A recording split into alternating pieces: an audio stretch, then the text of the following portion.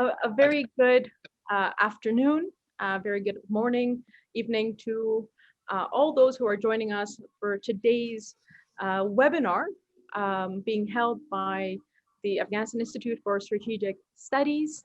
And the title of today's webinar is the New UN Mandate, UN Peacekeeping in Afghanistan. So I'm going to, before I introduce our panelists, I would like to provide a little bit of a context to today's discussion. The US's decision to withdraw its troops by September the 11th, 2021 has accelerated various discussions and scenarios about unfolding political, security, and social situations in Afghanistan. Amid divergent views, there seems to be an almost universal consensus about the need for an enlarged mandate for the UN in Afghanistan. This roundtable discussion today aims to shed light on the possible areas for a new and strengthened mandate for the UN, and more importantly, the mechanism for implementing this new role. Today, we are very privileged to have with us 5 distinguished speakers whom I am very honored to moderate. We have with us Dr. Rasoul Mosavi, Assistant Foreign Minister of the Islamic Republic of Iran, the West Asia Department. Ambassador Sir Nicholas K., former NATO Senior Civilian Representative to Afghanistan. Ambassador Dr. Nasir Andisha, Permanent Representative of Afghanistan to the UN in Geneva. Ambassador Huseyin Avni Botsali, former Special Representative of OIC for Afghanistan. And Dr. Timo Kivimäki, Professor of International Relations at the University of Bath in the UK.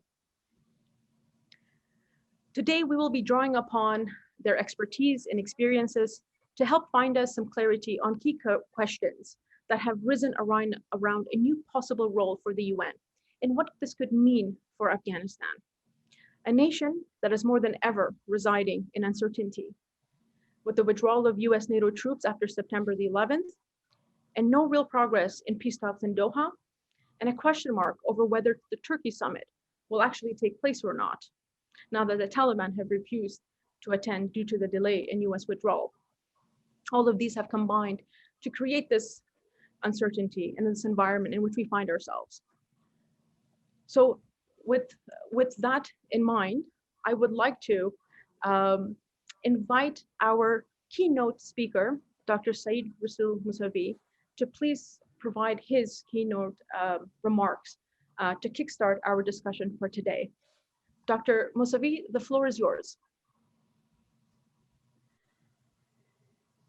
Assalamu alaikum. Bismillah ar-Rahman ar-Rahim.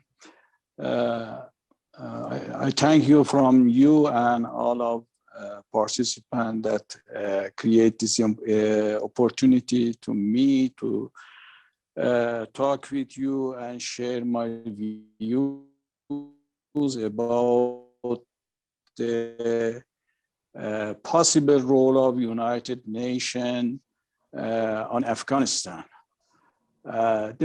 First, I want to talk about my own experience on Tajikistan, and I think that the United Nations had a very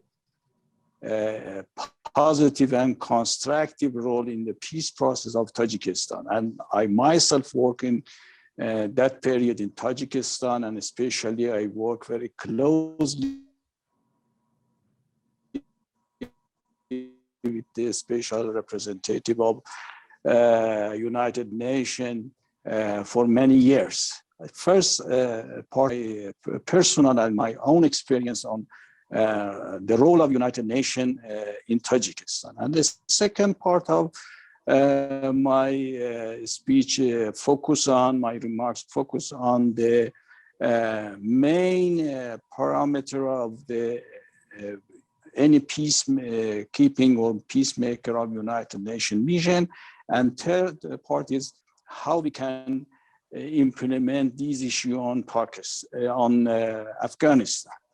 So let me say that in Tajikistan, after the civil war started in 1991, after 2 years of the continuation of the war, United Nations entered to the field of the civil war of Tajikistan, and at that time, Mr. Ghali, Boutros Ghali was the director, was the Secretary General of United Nations, and he appointed Ismet Katani as a observer and as his special representative. He sent him to the Tajikistan and to the region, and Ismet Katani prepared a report to Secretary General, and Secretary General presented this report to Security Council, and United Nations Security Council adopted a resolution and accepted to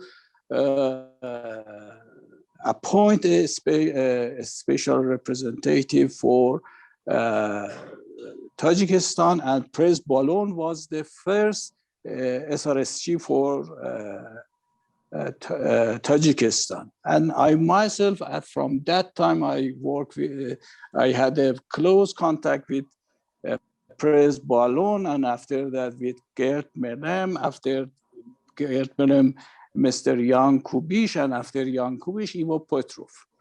And I know the four main SRSG of the United Nations, and I worked with them closely in that time in the peace process of Tajikistan. I can say that at that time, United Nations played two main roles: first, mediator, and second, as a guarantor.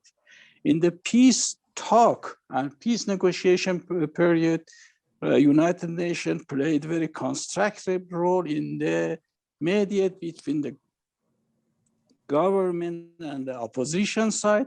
And after the peace agreement, for the implementation of the peace agreement, United Nations played as a guarantor.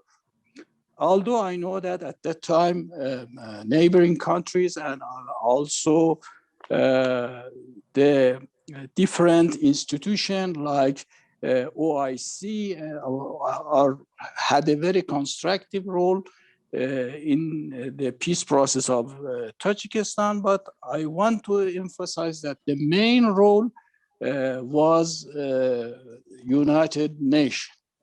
So I can say that why United Nations succeeded at that time, I can say that because United Nations play as an independent role, and SRSG of United Nations has independent role and play very as a first role, not as a dependent role for another person or another country. And when we look at the history of that time, we see that in the middle of any event is the role of the United Nations in the Tajikistan peace process. As I mentioned before, that the role of the neighboring countries and the regional countries was very important in the Tajikistan peace process. And I think that at that time, when we look at one of the context of the successful for United Nations activities was that at that time decided the Tajikistan political system not push away, and United Nations used Tajikistan political system as a main, and all negotiation was implementing by the any decision by the government and opposition side. And the other important issue that at that time was the role of the referendum, the role of the election, and the ballot box. So any decision was taken by both sides, government and opposition side, it was supposed that after referendum or after the amendment of the constitution and at the end, any election, presidential election, and also parliamentary election was the base. So I conclude that in the experience of the Tajikistan peace process, the main issue was that United Nations play as a first role, United Nations play as a mediator, United Nations play as a guarantor for the implementation of the peace agreement. So if we want to use these experience to another countries, especially in Afghanistan, it is necessary we look at this experience. The second part of my remarks, I want to focus on the main role of any peacemaker. For any peacemaker, we should have first the consent of the parties, impartiality, and non-use of the force. So if we come and see at this time, we see that we need a new kind of definition for United Nations. Although in Afghanistan, UNAMA is active. We have a very good experience by the activities of the UNAMA in Afghanistan. But when we look at the history of the UNAMA, we see that UNAMA created after 2001 as an assistant. UNAMA has a special task mandate for how to create a atmosphere for construction, for relief, and also based on the agreement on the bond.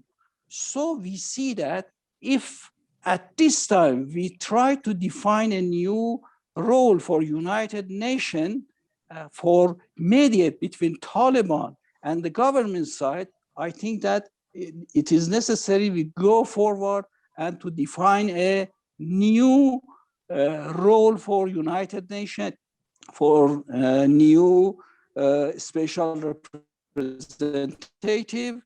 And I think that we can use from the experience of the Tajikistan for peace making in Afghanistan. It is a good model. In this shortage of time, I cannot explain how the implementation of this model, but let me conclude because my time is run.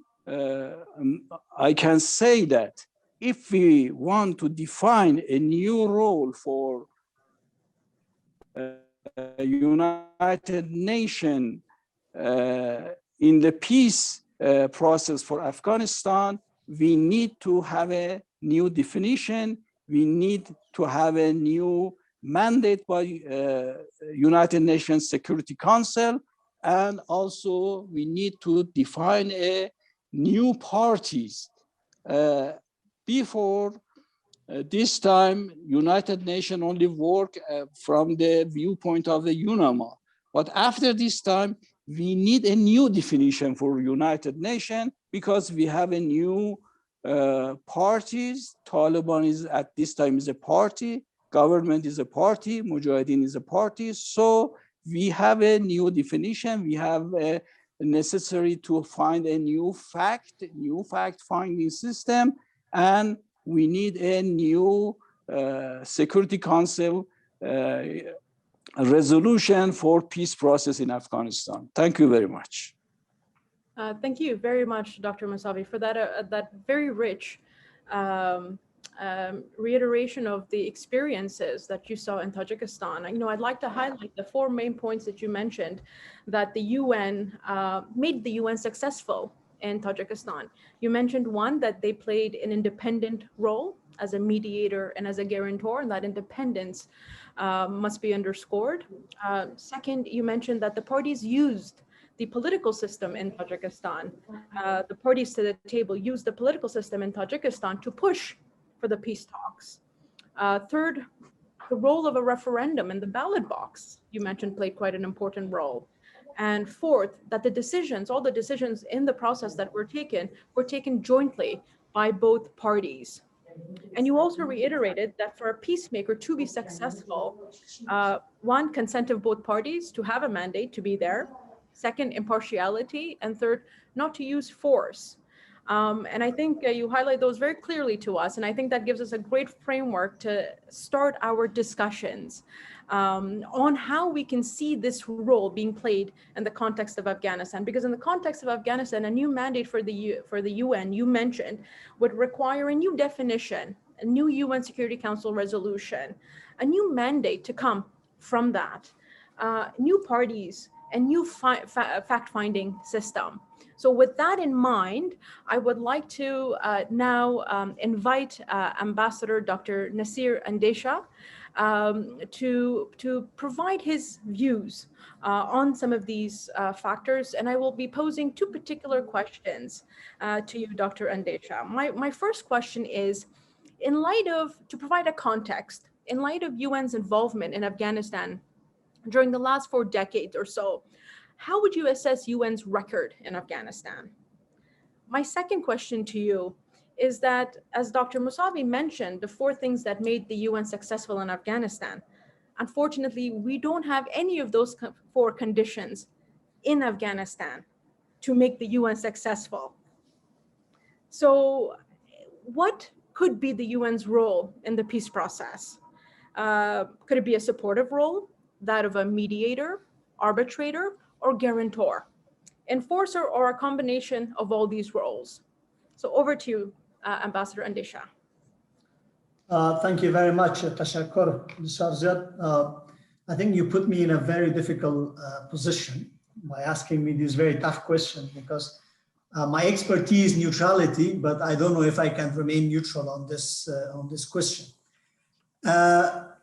I will, as an Afghan first, not as an ambassador to United Nations, part of United Nations in Geneva, and you spoke about the past 40 years. So generally, if you ask an Afghan on the streets who knows about United Nations, and tell them to tell you their general attitude or judgment, they will tell you that United Nations and Afghanistan have been ineffective and unsuccessful in the past 4 decades. Because what is in the psyche of the Afghan people, especially of my age, is the United Nations Good Office mission in 1988, which was probably one of the very rare times when the resolution was passed after the Geneva Accords, and then it was extended in 1990.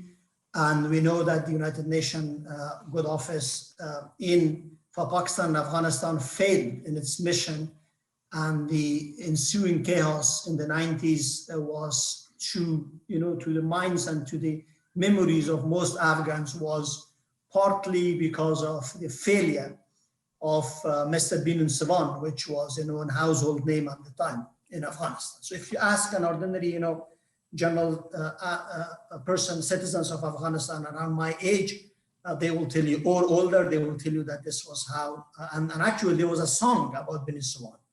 There was a song which was sung by one of our very famous singers, Madame Naghma, in Pashto, basically directly criticizing Bin Sawan's mission in Afghanistan, because they also consider it was his failure that he couldn't even rescue Dr. Najibullah, who actually put everything for the peace process. I think that's the general attitude toward the United Nations. But then, of course, if you go deeper, if you go a little bit down deeper into the UN, what UN is, and here, I come at my hat as a diplomat, not only an Afghan ordinary citizen, that there are 2 UNs. I think there is one, at least 2 UNs. There is one UN that we know as emblems and the symbols, which comes and they have the offices and they run these funds and the programs and the missions. And there is the main UN, which is sitting there in New York, especially in Security Council, and here also in Geneva, Human Rights Council and the other council. And that's the member states. I think if United Nations had difficulties in the past, it was because of the way that the mission was formed and the way that the mission was supported. United Nations was sent to Afghanistan as a lame duck in the time, in 1988 and then 1990, where they didn't have the support which was needed. And then there is a blank time in our memory where we suddenly lost United Nations, and this was during our civil war in Afghanistan, 1992 to 1996. If you look at the United Nations records, it's blank. There's nothing about Afghanistan in the Security Council in this time. But I was wondering the way United Nations was. But now when I'm coming in Geneva and I read about like what United Nations was busy, United Nations was busy with a new sort of transformed world of post-Cold War, where things were going so nice everywhere in the world. And the new norms are coming in, there's all these suddenly number of new organizations, mushroomed and norms and norm building and everything. United Nations was busy building norms of the post-Cold War, while in Afghanistan, we were suffering one of probably the most dreadful civil wars in our history. So I think that's a sort of general attitude toward United Nations. But it doesn't mean that United Nations, as Deputy Minister Rasoul Mosavi, Dr. Rasoul Mosavi has said that United Nations role could be reinvigorated in Afghanistan, and it could play perhaps a more active role in what's happening in Afghanistan and what's going to transpire. I think there is a strong role for it. So, but my question is that of course the title itself is a little bit misleading. That United Nations new mandate, the UN peacekeeping in Afghanistan. I think UNAMA is basically a Chapter 6 organization where it's working on the assistant mission. It's basically the job is sort of peace building post a conflict, so post 2001.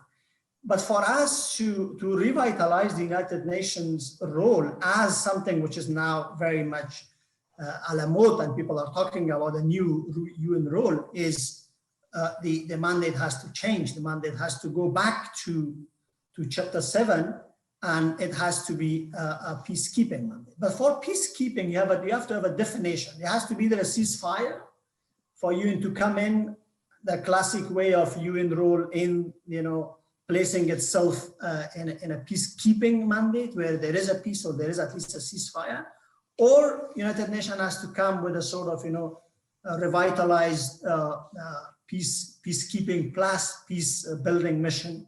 And that will take a whole comprehensive peace building approach, which includes the political, security, police reform, humanitarian, even structural changes in the government, everything else. I think that mandate is something which I'm sure is in the mind of the people that we are talking. Because right now, if you look at the definition, we had a peace agreement which was born, but we are heading towards another peace agreement. So until this peace agreement is not there, we will not have a peacekeeping. So then what will be the role of current UN? That we see with an appointment of a personal representative, it means that United Nations is entering into the role as a mediator, perhaps. And this role, of course, is important. That has to lead to an agreement, the ceasefire agreement, and where then United Nations can enter as a peacekeeping. I think with the current structure of UNAMA, being a mediator, I don't know, maybe some other colleagues will probably help us, Professor Timo, that will we need a separate mandate for UN to have a role as a mediator, because right now this UNAMA is a political mission, and probably they can take that role. So the last point where I will stop here will be that then the conflict in Afghanistan does not fit the definition of basically maybe the core competencies of UN in the past number of years. You're discussing UN as an organization where it works mostly with the nation states.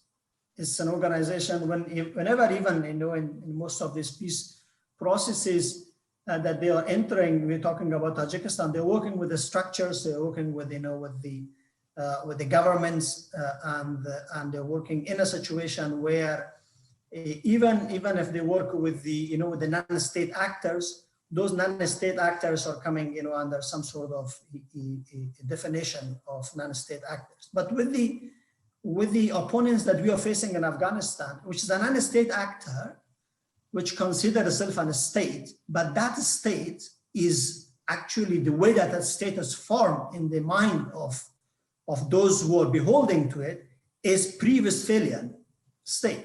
And I don't know how a United Nations, which was made out after, the Second World War, can cope with a state mentality of pre-Westphalian.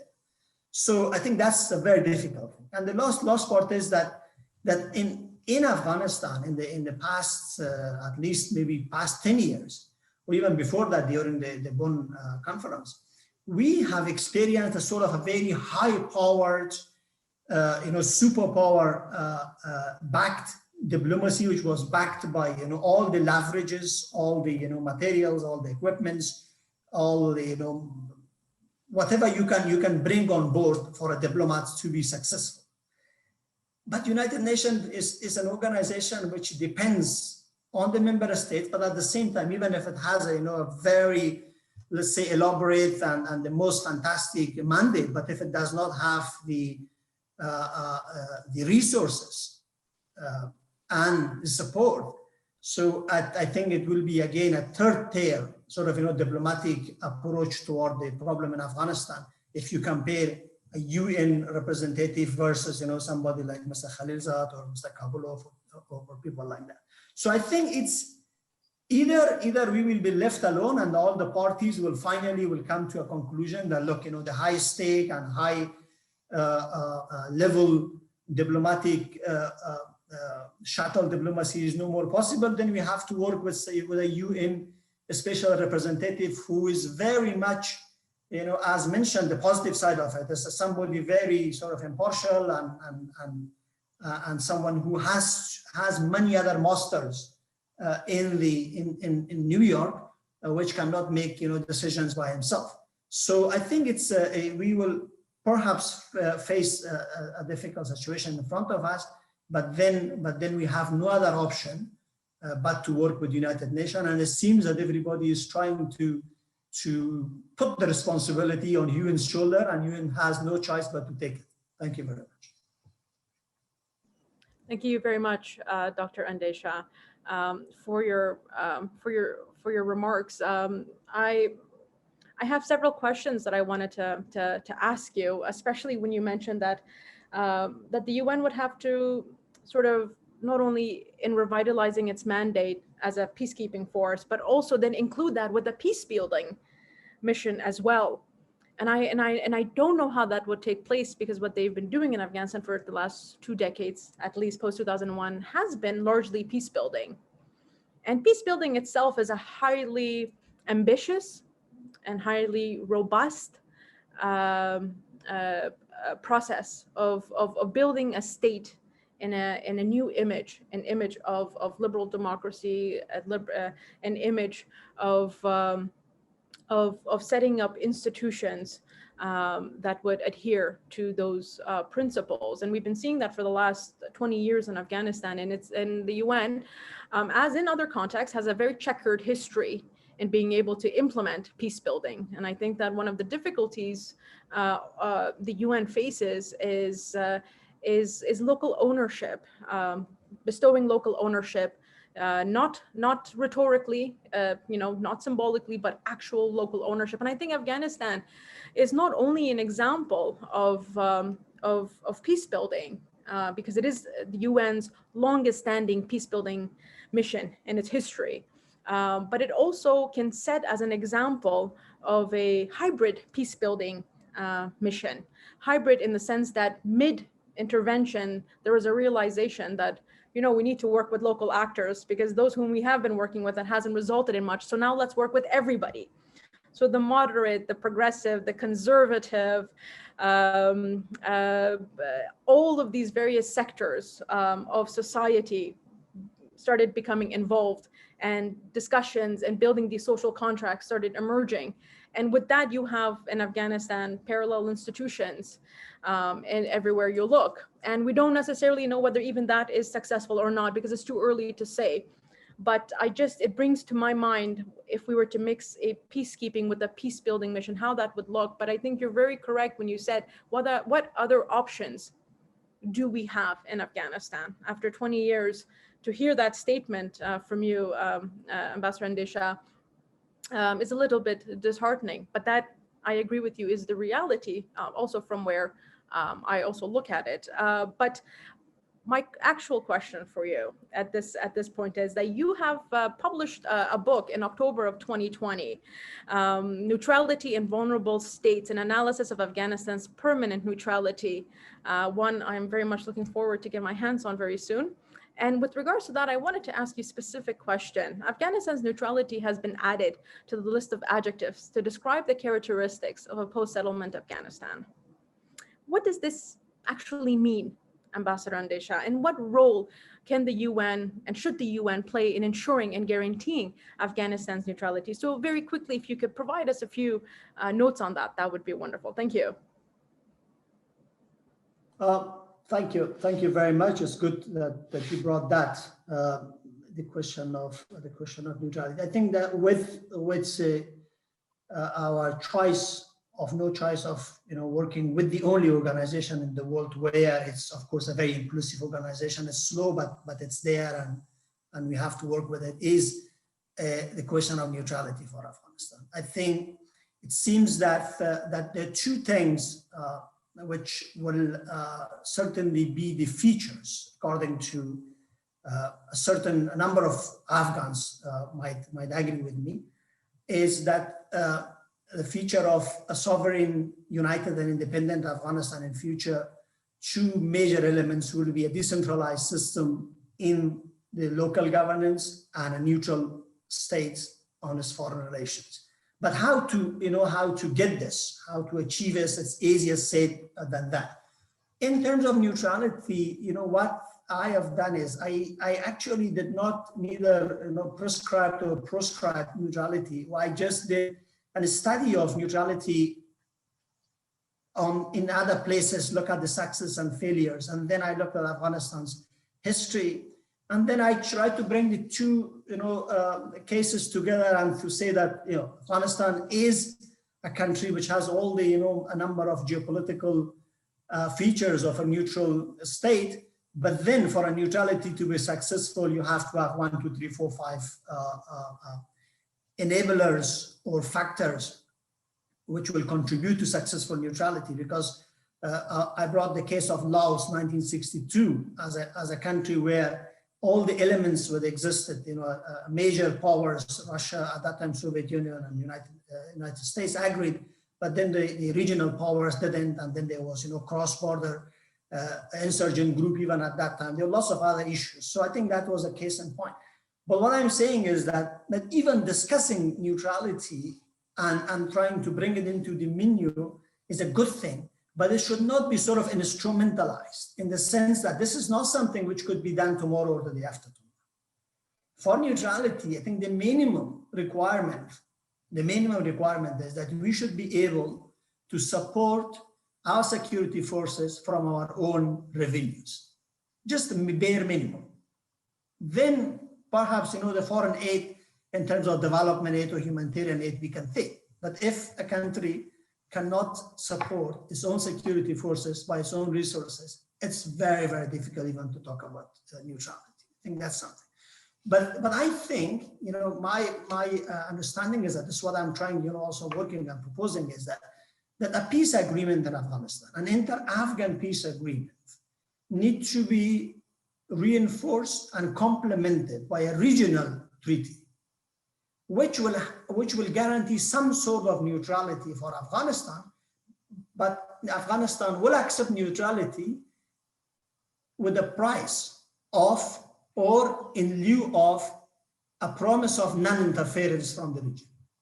So it should be a two-way sort of, road where Afghanistan will accept that we will define the legitimate interest of the regional countries in Afghanistan, in bilateral discussions with them, and then we will institutionalize these interests, balance it, of course, first define it domestically and bilaterally with the countries. Then we balance this. Of course, region wants many things from Afghanistan, but we cannot give everything. Then after we balance it, we freeze it, we institutionalize.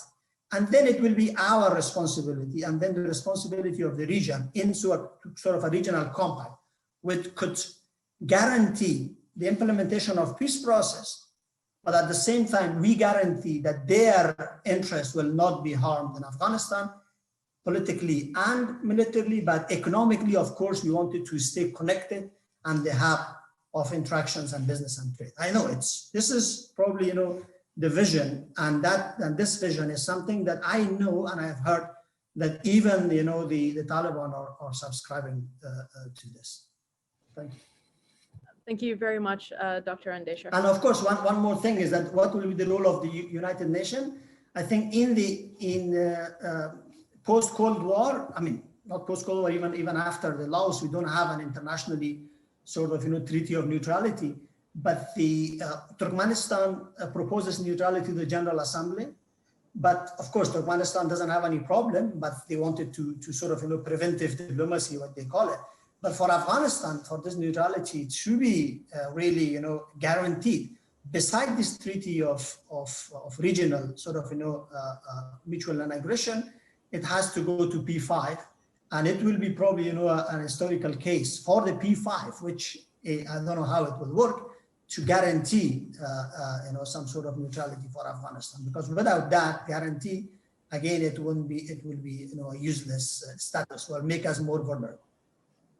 Thank you very much for that last point. It's quite important for us to also keep in mind. I would like to move forward to our second speaker, Sir Nicholas Kay, the former NATO senior civilian representative to Afghanistan. Sir Nicholas Kay, I have two questions for you.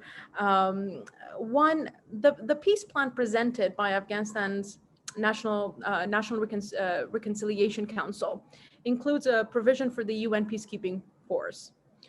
Also, President Ghani has called for a leading role for the UN in his recent foreign affairs article. Would there be any need role for a UN peacekeeping mission in Afghanistan from your view? And if so, how would they be incorporated into the existing security and military infrastructure? And a last question, what role should the UN assume in an anti-terror mission in Afghanistan if that were to come about? Over to you. Thank you very much indeed, Dr. Safi and Dr. Mosavi, Dr. Andisha, Dr. Kivimäki. I feel I should be a doctor as well, but I'm not, and Ambassador Botsali. Very great honor to share this panel with you. Thank you to AISS for organizing it.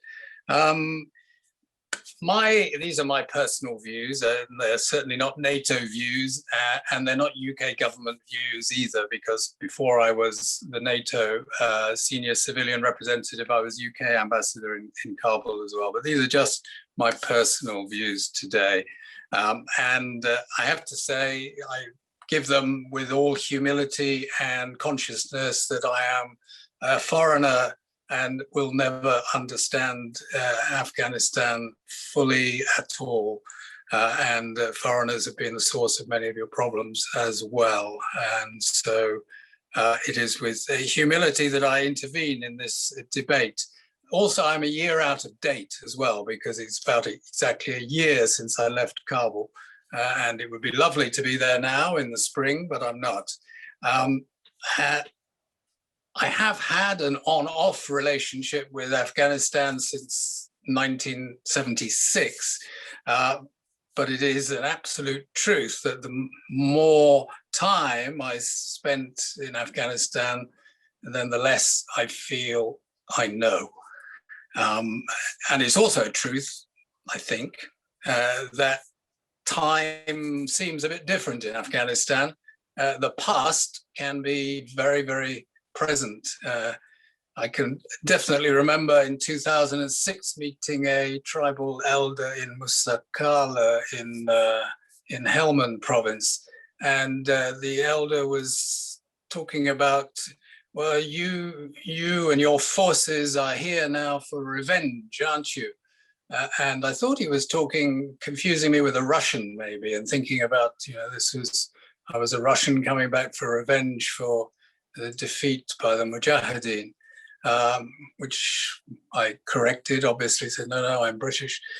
And the elder said, yes, I know you're British, but your troops, we know you will not forget, and that you are back here to revenge yourselves and what happened. And it suddenly became, as the conversation went on, he was talking about the second Afghan war, more than 100 years ago. And for him, this was a very current and a very likely thing that there was a continuation of that and a revenge mission by ourselves. So yeah, history is very, very odd. I mean, it can be very present.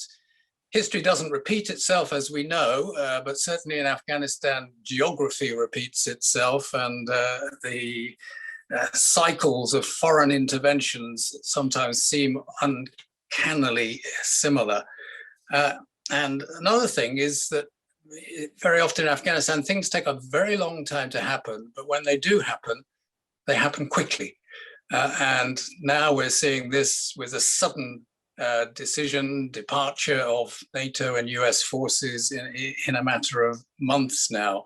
And all the talk is about a new chapter, a new phase. And in that new chapter, new phase, there is talk of what would the UN do to sort of fill in, to some extent, compensate for this lack of US and NATO presence. So let me address this question on the potential role of the UN in this new chapter, and I'll do it in two parts, if I may. First, just looking at the sort of here and now, because I think we do need to be concerned with the coming months rather than necessarily the coming years. And also, secondly, then look at a hypothetical future after a peace agreement, an inter-Afghan negotiated peace agreement. And I will look through two lenses. One is my recent NATO lens, so a security lens, and also a slight UN lens as well, because I was a UN SRSG for several years in Somalia, and my experience there of a UN peace operation was not a UN peacekeeping operation, but a special political mission like UNAMA is today. So here and now, first of all, what is the UN role immediately? Well, first of all, clearly there is no peace. We can all agree on that. Military operations are continuing. It's a high tempo warfare, unfortunately, with casualties daily. There is no peace to keep. And it is important to be exact in our language. We talk about peacekeeping operation, and sometimes people talk about the US presence and the NATO presence as being a peacekeeping presence. Well, it wasn't. It was, first of all, a combat mission, countering terrorism, counterinsurgency, and latterly training and assistance, but certainly not a peacekeeping mission. There are three vital tasks the US and NATO were performing and absolutely need to continue now. The first is sustainment. 350,000 Afghans in the National Defense and Security Forces at a cost to the international community, US and NATO, of $4 billion a year. That needs to continue. Second is operations, supporting Afghan security forces who are leading the operations. But the NATO has been running the international airports, all the airports in Afghanistan. So there's an operational need to keep those up to ICAO standards. And then thirdly, capacity building, building institutions, training and advice and assistance is continuing, needs to continue. On all of these continuing tasks, is there a UN role? I can see no credible UN role on any of those tasks. Why not? Well, first, they're very expensive, too expensive for the UN and for UN budgets. There is no UN budget line that will pay $4 billion to sustain security forces. And secondly, a peacekeeping operation is not right for an asymmetrical environment characterized by terrorism and acute insecurity. One has to look at Mali, for example, to see how risky and dangerous that is for the UN. So no UN process, no UN role on that, I don't see. However, the peace process, which is ongoing, as we have all said, clearly there is a UN role for that, and it's been called for, and the UN Security Council have mandated, and the UN Secretary General has appointed his personal representative, Jean Arnaud. Excellent choice, excellent appointment. So there is a role, convening and brokering engagement with the region and the wider international community, facilitating an inter-Afghan negotiation if the parties request it. So I think we can all more or less agree on that. I think in that ongoing support for a peace process and the inter-Afghan negotiations with the UN leading and convening, it is important that they put into that front and center in the agenda the security issues that I just mentioned. There are no answers at the moment, no credible answers to who and how is the Afghan security forces going to be sustained, let alone some of their training and capability enhancement. How is that going to happen? So that's the here and now. Let's look now to that hypothetical future where there is a peace agreement, an inter-Afghan negotiation has led to that, and following that agreement, what will be the role and the tasks that can be done? Well, those security tasks, those three I mentioned before, sustainment, operations to some extent, and capacity building, those security tasks will still need doing, and there will be more. So there are very many people who say, well, it'll all be cheaper when there is peace, but actually in the short term, it will be more expensive. Because in addition to those tasks, there will also be DDR, disarmament, demobilization, reintegration, that will cost money. There will be security sector reform that's needed to shift the military focus to a much more policing focus. That is a big task in itself. So more expensive, who will pay? That is a question again, which is out there, no immediate answer to. None of this is technical, of course. DDR and SSR, it's highly political. So in the post-peace agreement era, political tasks, which political tasks could fall to the UN? We've heard mention of UN as a guarantor. Dr. Mosavi mentioned the UN role in Tajikistan as mediator and guarantor. What does guarantor mean? Very often it can be broken into three things: monitoring, verification, and enforcement of a peace agreement. First of all, monitoring, can that be a UN task in Afghanistan? Yes, I think it can. That means having eyes and ears on the ground throughout the country to be able to see what is happening. Now, UNAMA has a nationwide presence, field offices, and therefore the UN has an infrastructure on which it could build. That's a credible task. Verify, that means investigating, hearing complaints of breaches of an agreement, disputes, so verifying whether it has happened and possibly arbitrating solutions. Again, a highly political, difficult task, but one which the UN is well equipped to do. The third, enforcement, is the most controversial and one which I have the most difficulty imagining the UN doing. If there is no political will to have peace after this peace agreement between the Taliban and intra-Afghan negotiations, if there is no political will, I doubt that any amount of enforcement will work. There are very few examples, if one looks around the world, of a role for the UN in using overwhelming force in order to enforce a peace agreement.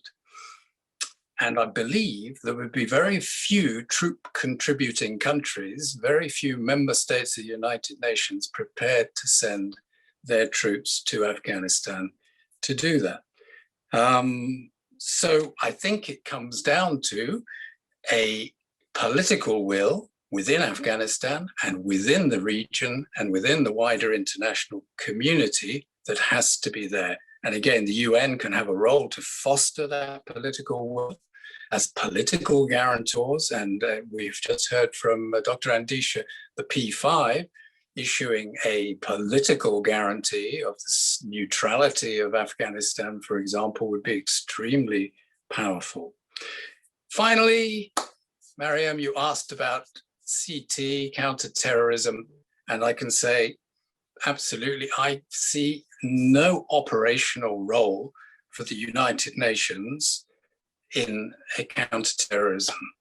I can see the United Nations doing some vital related state and peace building tasks, whether it's working on rule of law, justice systems, security sector reform, including training and advice, governance issues, elections, yes, but counterterrorism operations of the nature of special forces and combat interventions, no, I don't see that. So to conclude, I would suggest a few things.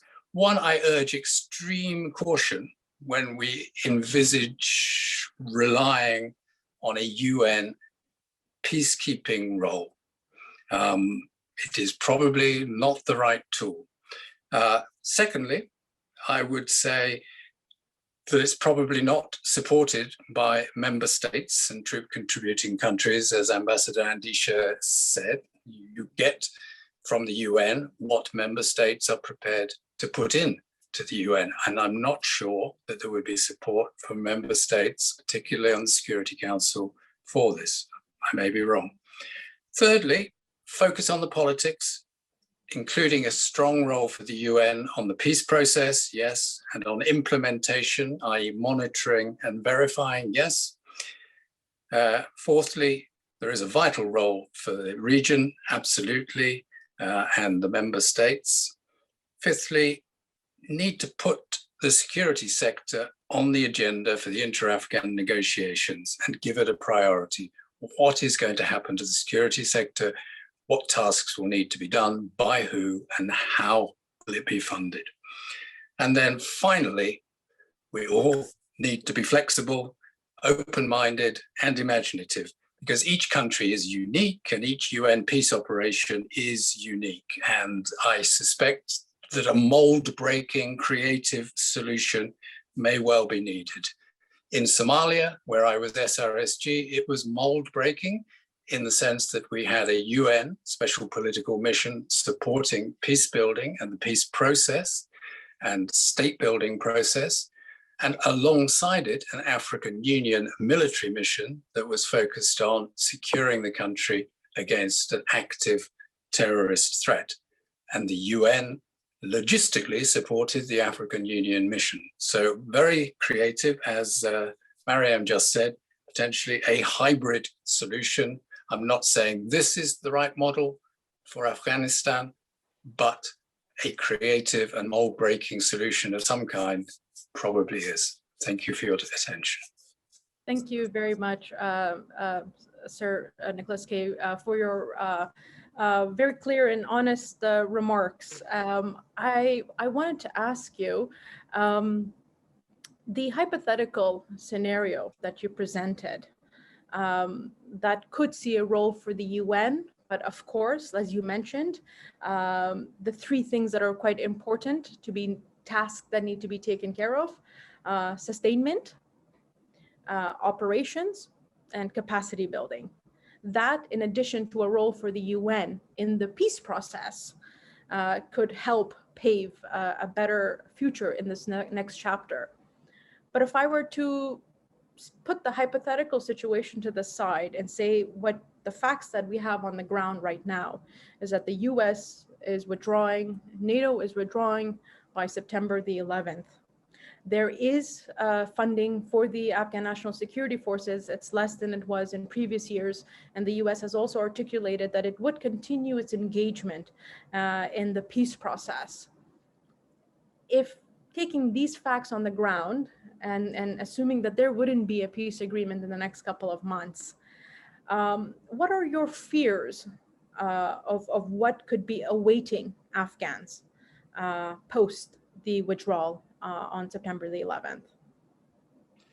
Yeah, Mariam, let me be clear. I was not suggesting that in either the here and now or in the hypothetical post-peace agreement scenario that the UN would take on those three security tasks: sustaining, operations, and capacity building. I don't believe those are UN tasks now or in the future.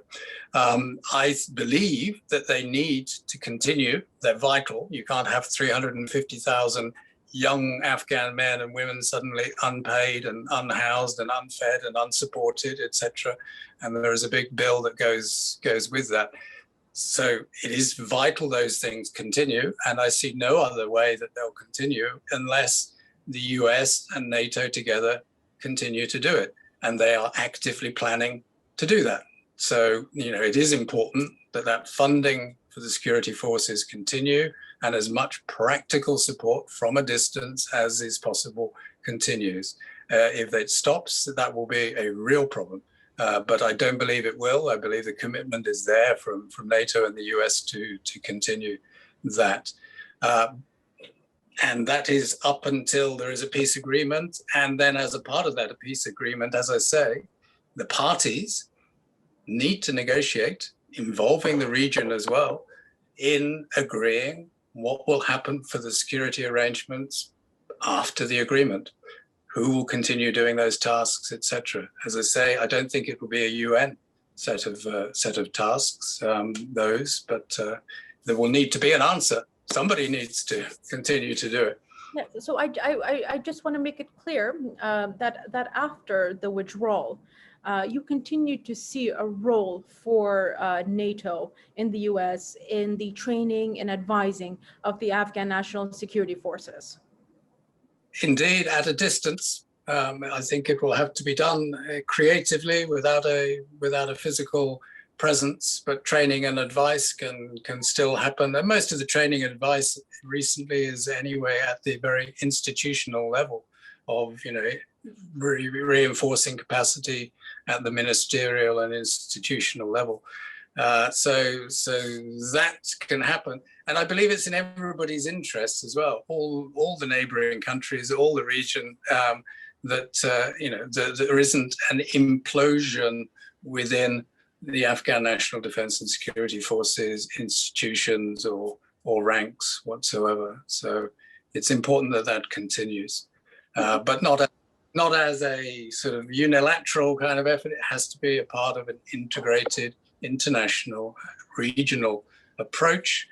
And it is right that the UN has the legitimacy and the skills to lead and convene that that political international regional approach. And one last question. Dr. Kivimäki, who is one of our speakers today, has written a policy brief titled Transition from US-led Foreign Military Presence to UN Peacekeeping in Afghanistan, Opportunities and Dangers. And in that, I was reading it today, and in that he mentions that in addition to a ceasefire, the knowledge or the knowing that if the parties were to resort to a military takeover, that it's important for them to know that the U.S. and NATO forces could return. That knowing he mentions in his policy brief, in addition to other factors, of course, would be important. And so my question to you, Sir Nicholas K, is that if the Taliban attempt a military takeover, what could then be a potential role that the U.S. or NATO forces can then do? What would that look like? I think, yeah, I mean, clearly what everybody is wanting to find is a way, a deterrence, a consequence, a price that would have to be paid by the Taliban if they were to contravene any kind of political or agreement. And that is the enforcement, if you like, part of a sort of implementation of a peace agreement. I don't know is the answer. I frankly do not know. I think the answer would need to be found by the whole international community. That means the P5, absolutely, and the regional countries most closely involved, the neighboring countries. And I don't think it could be or should be or would be a sort of unilateral intervention by NATO or by the US. I think it would have to be done absolutely in consultation, collaboration with the region and the wider international community. And they should use all their influence, whether it's political or otherwise, to make sure that it doesn't happen. Thank you, Mr. Nicholas K. I appreciate that. And you've given us much food for thought. And this takes me to our next speaker, Dr. Timo Kivimäki, who is the author of this policy brief that I just mentioned. And Dr. Kivimäki, two questions for you. First, everyone has his or her definition of criteria and examples of a successful and sustainable political settlement in Afghanistan. Based on your study, what model of successful UN intervention can inspire confidence in the UN's new mandate?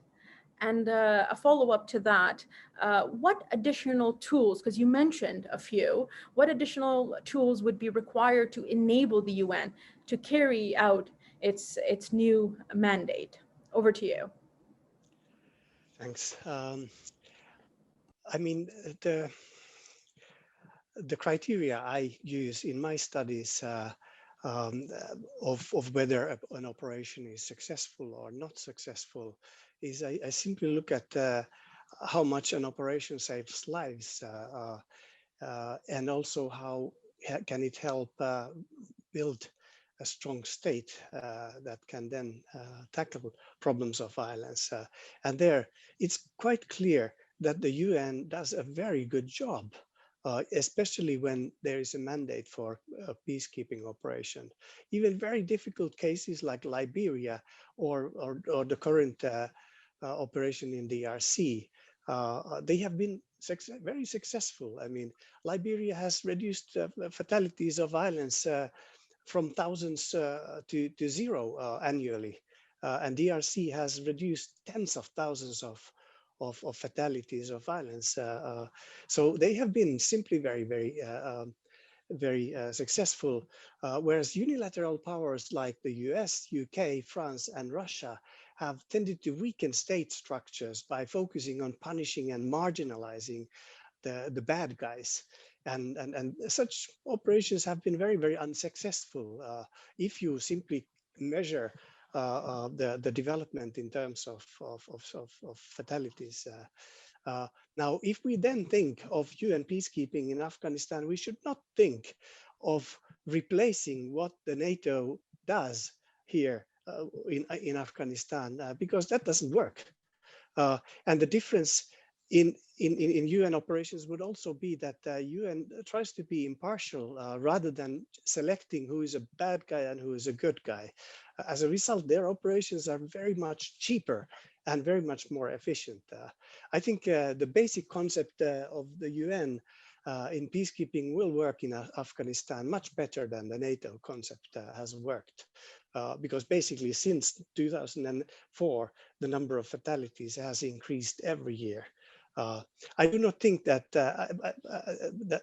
and I think Ambassador Andisha is definitely right in the fact that there is a need for a change of UN, of the UNAMA mandate.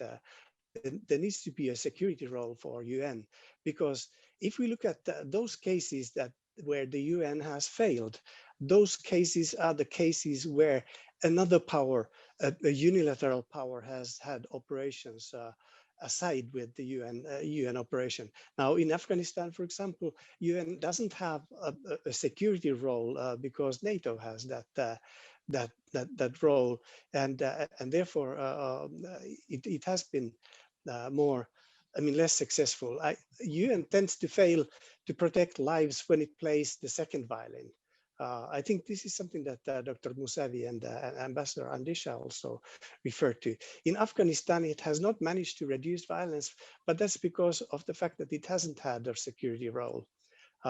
It should have such a role, and that role should not be eclipsed by independent great power activity. UN has to be in charge of all foreign security operations, I think. At least if we look at the latest 3 decades of UN operations. I showed in my mere brief policy paper, by using statistics of fatalities of violence, that UN has been unsuccessful as majority of unilateral great power operations, only 4 times out of the 35 latest peacekeeping operations that I have studied. One of them is, of course, Rwanda. That's a genuine UN failure, whereas the other operations are Syria in 2012, Central African Republic in mid-noughts, and Mali after 2013, which were all operations where, in addition to UN operation, there has been unilateral great power operations ongoing. UN operations work well, but only if UN is genuinely in charge. So the future of UN role in Afghanistan must be independent of USA, Russia, China, and all great powers. Great powers can, and they should, of course, support a UN-led operation, but it has to be a UN-led operation.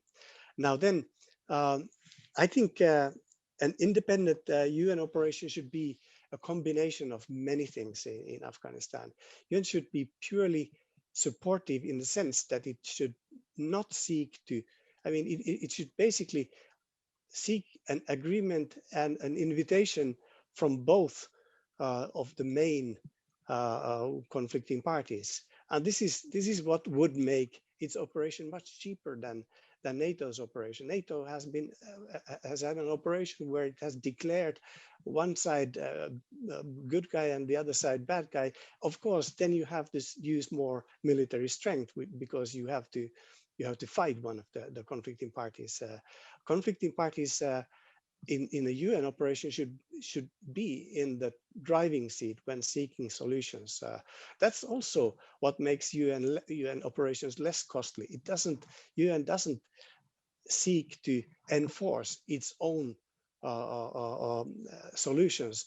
Yet, of course, it should try to enforce ceasefire in a negotiation, simply because of the fact that that makes negotiations easier. But I think, even though, of course, the Taliban side may think that if they try to use military force and solve the situation with their military force, there might be deterrence from great powers. I think the more important than that is that if Taliban sees that there is a possibility of a negotiated solution, there's less need for deterrence, because deterrence has not really worked. Now, I think obviously the UN needs to keep conflicting parties from killing each other, but this should be easier for the UN than it has been for the NATO, as UN would start with we try to negotiate an invitation from the main conflicting parties. So UN should be, if UN is impartial mediator, and it facilitates the search of indigenous local solutions rather than imposing its own solutions, I think it will work better. I think Dr. Mosavi and Dr. Safi said this too, that local ownership of solutions is useful, and is also less expensive. There's clear quantitative evidence to support this. Now, UN and any other outsider should not be enforcers of specific solutions. Just there's a need to keep conflicting conflicting parties from killing each other. So I think it should be an aim at. UN should aim at. Rather than aiming at what it considers as optimal, perfect solution, it should aim at solutions that Afghans can live with. Now, then the question that you mentioned, what additional tools? I think for the UN to be successful, obviously, this would require from both conflicting parties some restraint from violence. It would require that the Republic follows a plan in which the current government would be replaced by an interim government in which the Taliban would have a significant role. I understand that an interim government is also what the Republic has in its plan. It is also in the US plan, and I think it's also in the Taliban peace plan. So this shouldn't be impossible to implement. And also this could be kind of something which is needed also for ceasefire, that there has to be a prospect for something better. UN success and the success of the peace process would require from the international community, I think, that they accept the entry of the Taliban as a political force and move the Taliban from its current pariah status. It is not possible to make peace and organize an interim government if the Taliban has its current position. UN cannot be impartial as a facilitator of intra-Afghan peace if the international community does not change its definition of the Taliban. I have actually suggested in my policy brief that also the military should quickly find a new identity that does not define its role as an enemy of the Taliban. Obviously, this would be impossible in the context of an interim government.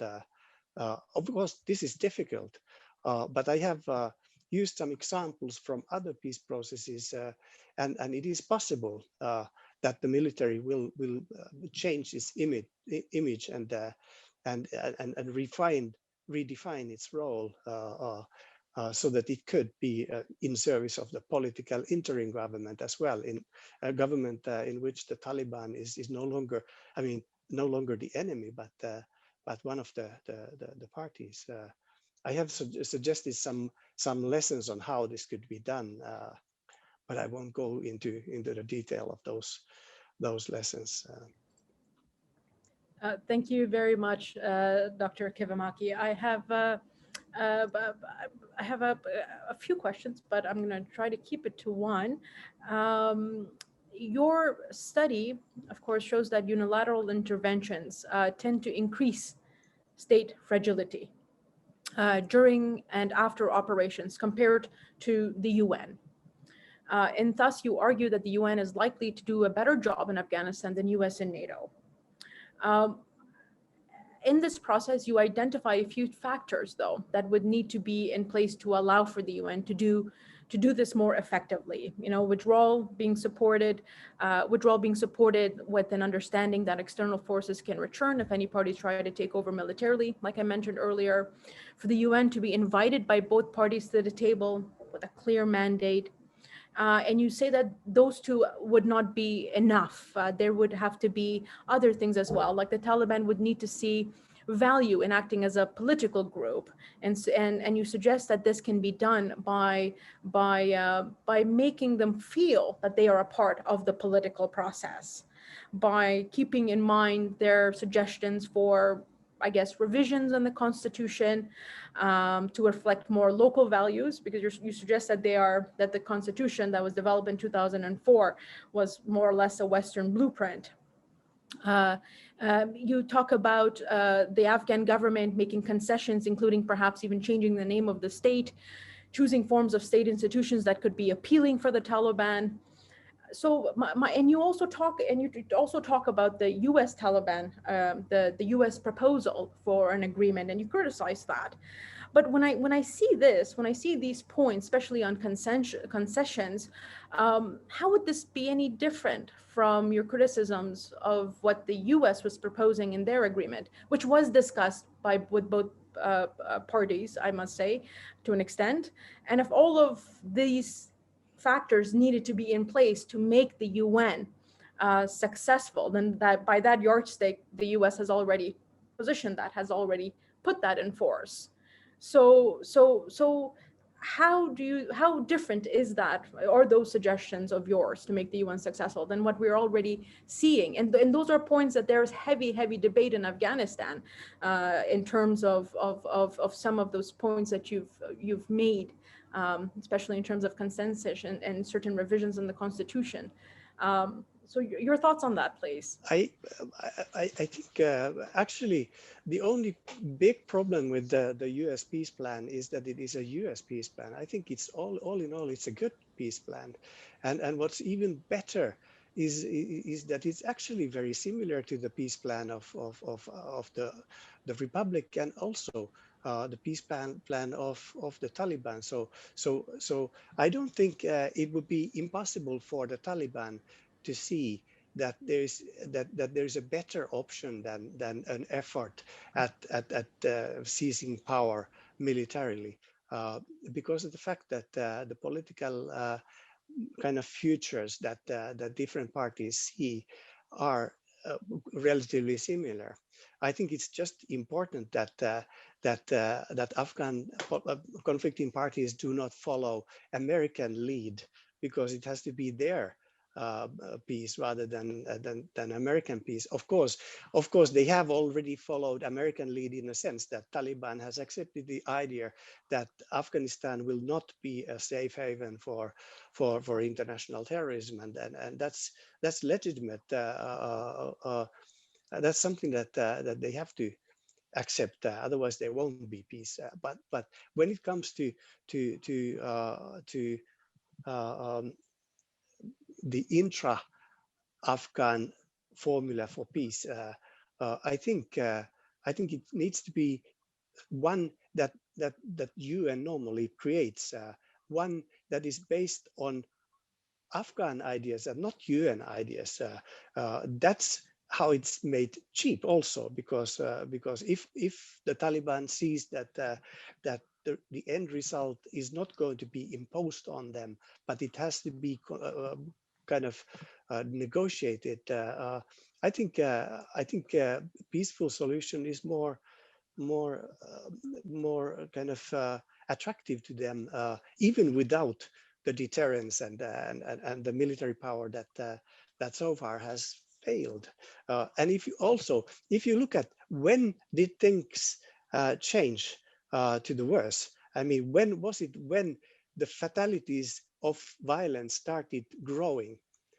It was in 2004, soon after it was clear that the Taliban was not going to participate in the presidential election, was not able to have even their ideologies represented in the peaceful political process. After that, the number of fatalities has just increased every year. So in that sense, I think try to include Taliban and include in the peaceful political process would reduce the willingness of Taliban to use so much military power. Yeah. Well, you know, Doctor, there is a few, some question if the Taliban were genuinely interested in making sure that a peace process and this dialogue of process were to be kept amongst Afghans so it could have those values which they claim are missing in these various areas. For years, the Afghan government have told the Taliban to negotiate with it, to talk to it. The former president referred to them as sons of the soil, their brothers. This offer had been made by President Ghani as well to the Taliban to come and sit and talk. But as we all know, the Taliban refused to sit and talk to the Afghan government and have only wanted to discuss this with the Americans. And when they sit and talk with the Americans, they don't mind using the jargon. They don't mind using those Western concepts in their working groups, their sessions that has been ongoing since 2018 over joint anti-terror, looking over the U.S. Afghan government bilateral security agreement. There they have no issues. But then when it comes to Afghanistan, there are claims that this is not an Afghan value, and this is not an Afghan value, and this is a Western construct, and etc. So I see a sort of double standard here in terms of what meets their aptitude, they're okay with it, and what doesn't meet that political aspiration, military aspiration, they don't agree, and then they say it's this value. The Constitution of 2004 was based on the Constitution, the previous Afghan Constitution. Its values were there, and a lawyer Jirga was held, and thousands of Afghans came there to basically develop their new constitution and that support. That's why if you look at studies earlier on, which I'm sure you have, in the early period of the intervention, Afghans were so hopeful for a better Afghanistan. But I agree by some of the points you've made and some of the points that Sir Nicholas K have made as well, that the U.S. mission of counterinsurgency has sort of eroded some of those gains that were there and that we could have then sustained. But most importantly, the concept of local ownership that you've reiterated, the UN peacebuilding mission generally by its nature is one that does not adhere to the concept of local ownership. It's principles that it brings, the framework that it brings. It is something that is coming in from outside. But Afghanistan does present a unique example. And as I mentioned on hybrid peacebuilding, is that somewhere down the line, when things were not panning out the way it should, not only the UN, but the US and all the various stakeholders involved did decide to engage everybody. A plethora of individuals were then involved in this process, but that was way too late. So not only is the collective memory of Afghans with the international intervention and also that of the UN checkered when it comes to how local ownership was implemented and adhered to. That now, when we're talking about the UN as a peacekeeping force being able to uphold that concept of local ownership is one that rings a lot of alarming bells to many, whether it can or cannot do that. Because the international community in implementing local ownership, if I may put everybody in one basket, forgive me for that, has been a very, very, very checkered process, and one that Afghans have not really seen to the capacity that they should have seen. So it kind of raises those questions of the UN being able to now shift, bring that local ownership, which it very much needs.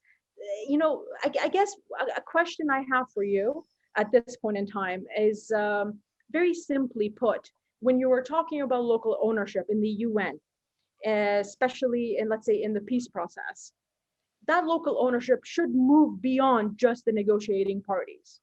Is that correct? I mean, you said so many things. Maybe you allow me to comment some of them. I mean, UN, one of the UN permanent principles of peacekeeping is this principle of impartiality. That basically means that UN does not come with solutions. I mean, if you look at the discourses of most unilateral powers, I mean, even if you look at Tony Blair, I mean, his memoirs say that peace requires solutions, and if you don't have those solutions to bring to a place, and if you don't have military power to enforce those solutions, then you can't make peace. This is exactly the opposite to the UN approach, which has this idea that UN comes to a situation invited by all conflicting parties. That means that it is also, I mean, what I did in my research of UN discourse, I looked at who are the people who are supposed to protect. It is almost without exception, it is the locals that have the main responsibility to protect, whereas unilateral discourse, I mean, Russia, definitely, US, UK brings the protection to an area, and that means that it takes away the local ownership of the situation. Now, I'm not defending the Taliban approach. If it is kind of yeah, whatever it is, I'm not going to defend it. I just say that there has been, like the previous president, for example, did have initiatives of negotiation. Partly, I suppose Taliban was not very interested in them, but the security situation in Afghanistan was not very kind of good for negotiations either, because Taliban was the enemy, and I don't see a NATO support of negotiations until rather recently. So in that sense, I think that the problem that you had there was that instead of this UN type of facilitation of solutions, there was a clear definition of who is the good guy and who is the bad guy. And I think in that kind of situation, it's a bit difficult to negotiate, especially if you know that you are the bad guy. Thank you very much, Dr. Kivimäki. Appreciate your comments, and thank you for sharing your policy brief with us all. For those who are listening into our webinar, I'd like to say that this was published by AISS, and you may find it on their website and social media accounts. And now I'd like to go to our final speaker for the day, Ambassador Botsali, former special representative of OIC until very recently to Afghanistan. Thank you, sir, once again for joining us, and thank you for your patience. Ambassador Botsali, you are also very uniquely positioned to comment on this question that I'm going to be asking you, because based on your experiences both with NATO and the UN in Afghanistan, from 1988 to 1993, if I haven't mistaken, what lessons do you believe are important to be drawn from UN's involvement in Afghanistan in that period?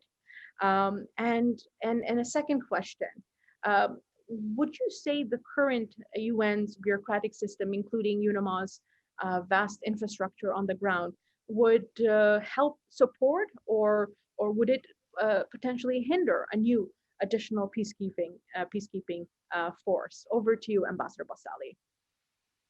Thank you very much, Mariam, and I thank AISS for inviting me to this very important and timely event.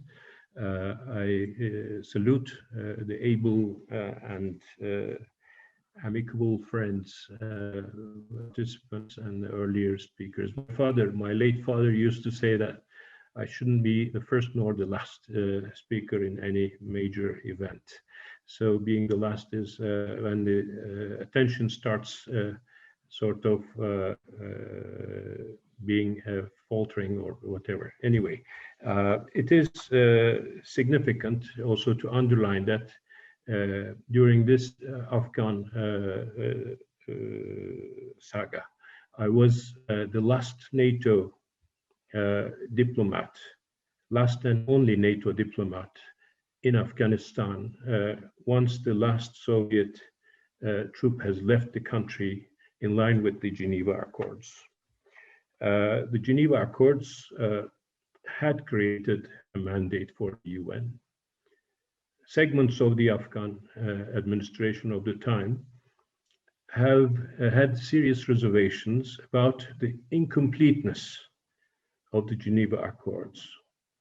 They have claimed that the Accords provided safe exit to occupying Soviet troops, yet the Accords failed to address the issues of repatriations of millions of Afghan refugees, the security and recognition of Afghanistan's political boundaries, and mechanisms to manage and stabilize Afghanistan's relations with its neighbors.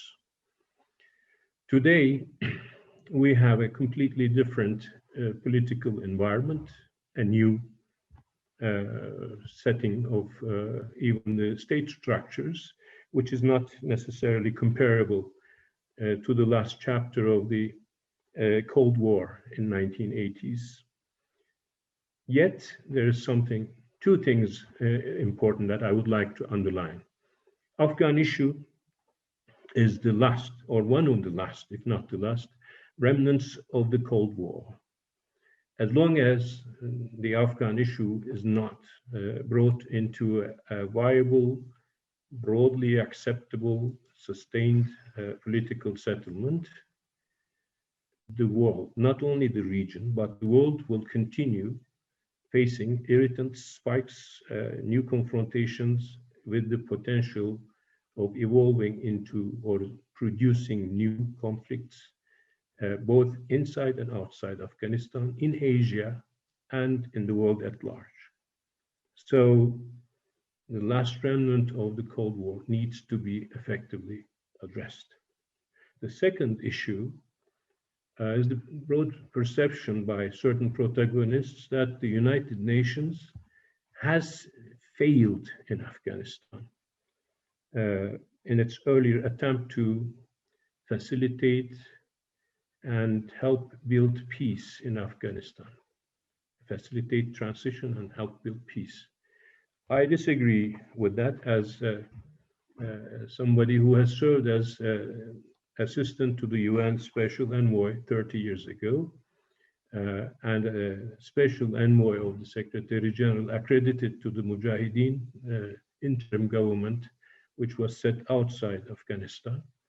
Later on, heading the political office of the UN in Kabul during the collapse and in its immediate aftermath.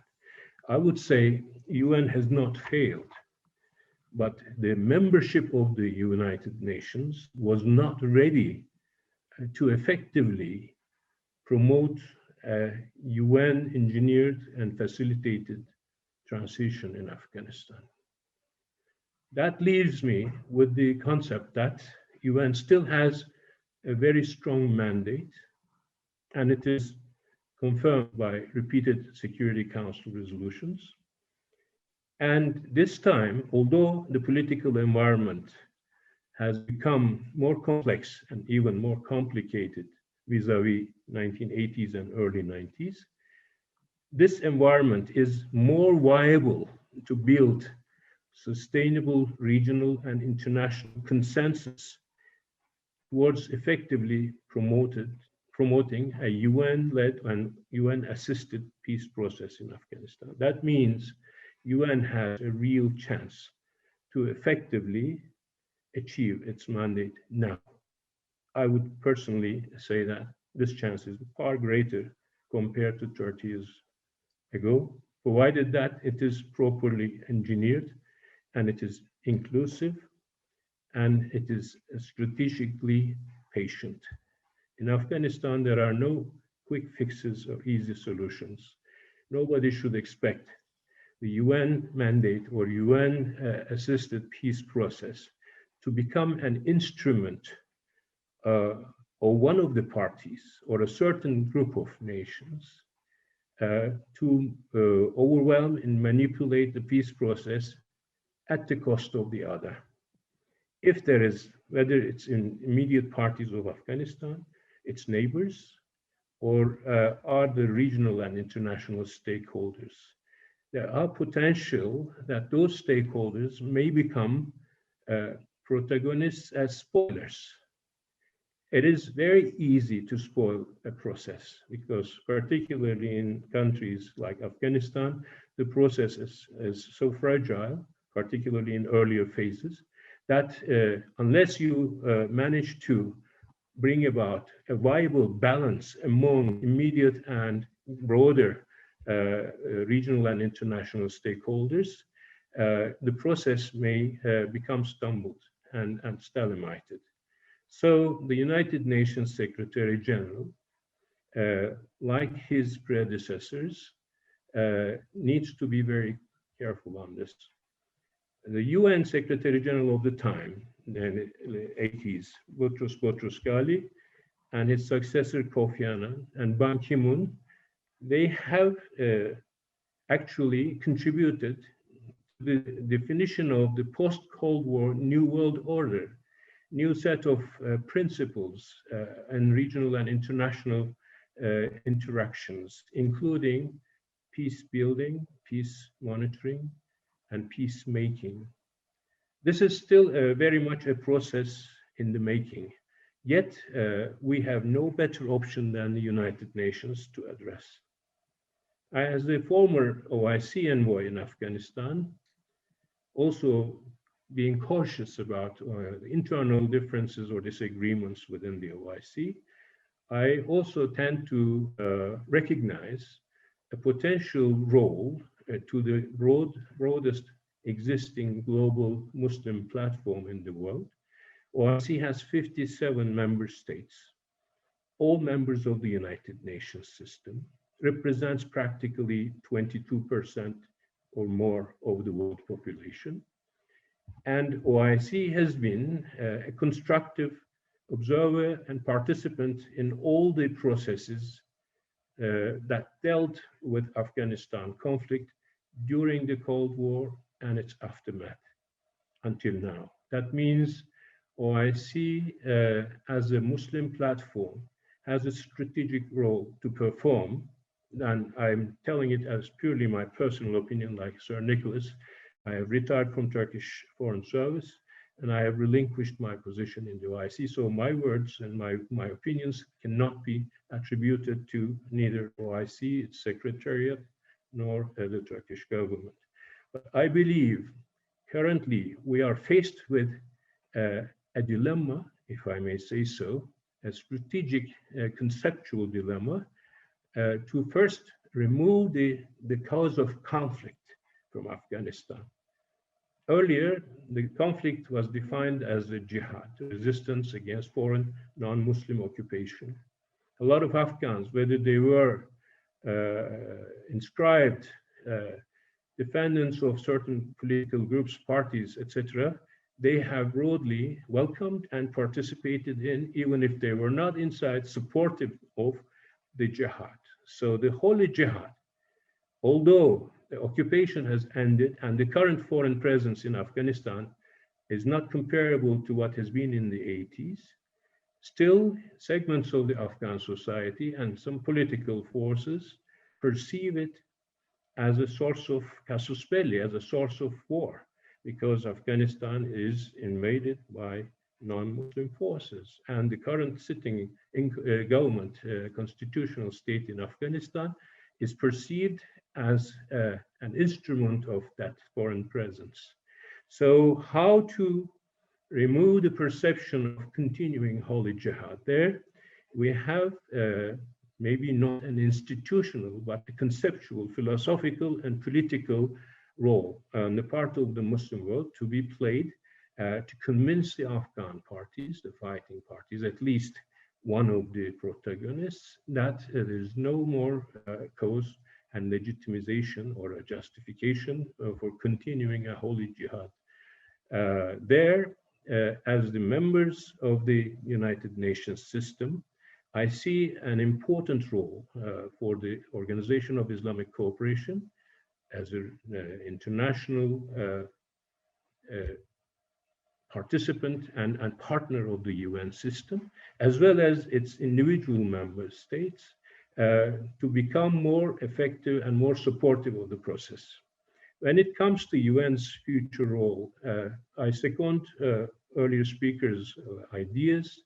First of all, UN cannot be an enforcer, in my perception. UN first will have to be responsible and working towards rebuilding its image, because until now, at least by certain segments of the Afghan society and certain political forces, UN is also identified with the foreign presence, foreign occupational forces. UN must undo this wrong perception of being an instrument of occupation and sustaining the foreign intervention and foreign existence in Afghanistan. This is not going to be easy.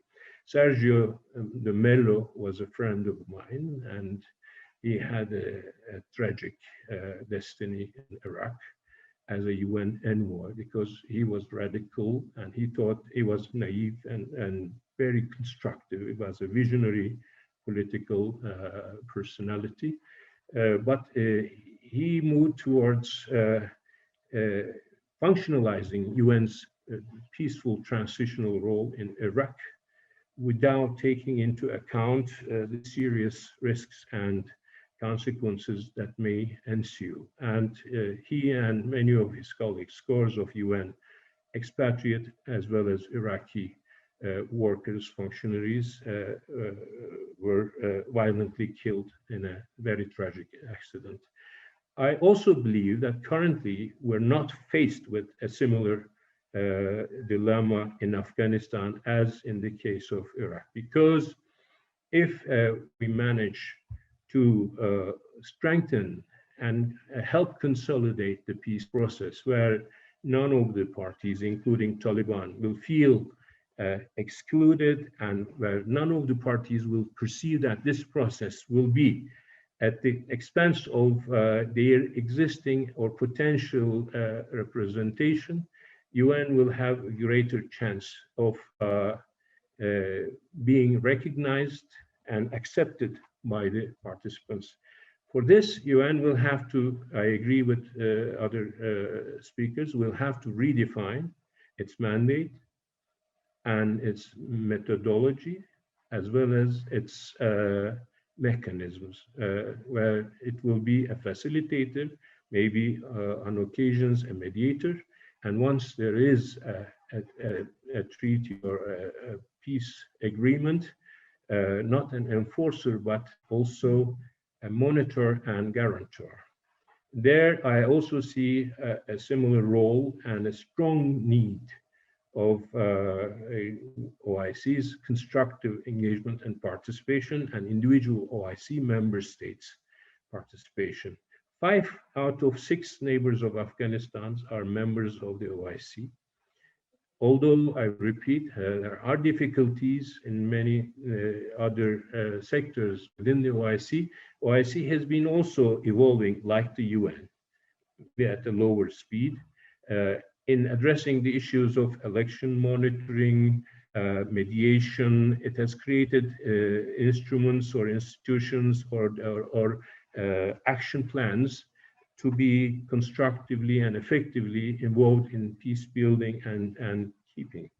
So in short, I recognize that it is high time for the international community to move towards, rather than concentrating on disaster scenarios, on how the next Afghan civil war will break out and how it's going to destroy the region and become the instrument of a new future Cold War. I would think that UN will have to move towards completing its unaccomplished mission, which has been defined 40 years ago. Thank you very much, Ambassador Botsali, for your remarks.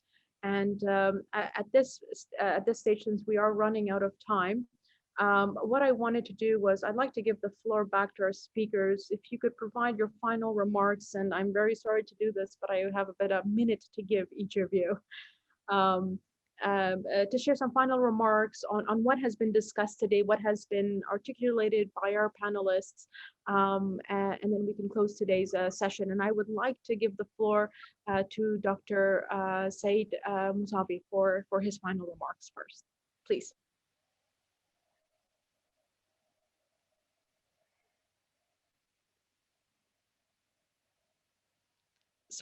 Sorry, Dr. Mosavi, you're on mute.